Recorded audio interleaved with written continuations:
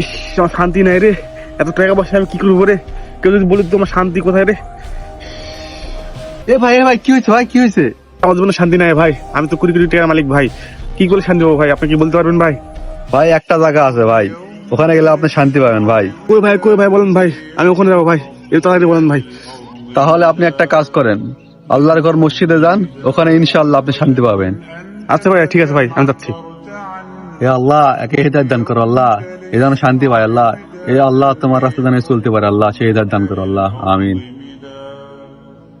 শোনেন, আপনাকে আমরা 2 দিন ধরে দেখা যাচ্ছে না। ভাই আমি আপনার বুদ্ধি শুনে ভাই মসজিদে গেছিলাম ভাই। মসজিদে যাই ভাই, আল্লাহ করে এত শান্তি ভাই, আমি তো আগে জানতাম না ভাই। যদি আগে জানতাম ভাই তাহলে আরো আগে যেতাম ভাই। মাশাআল্লাহ ভাই। ভাই আমি সামনে মাসে 3 দিনে যাচ্ছি ভাই, আমার জন্য আপনি দোয়া করবেন। থাকেন ভাই, আমি গেলাম, আল্লাহ হাফেজ। যারা দুনিয়াতে শান্তি পায় না, তারা মসজিদের সঙ্গে বেশি বেশি সম্পর্ক রাখেন, ইনশাআল্লাহ শান্তি পাবেন।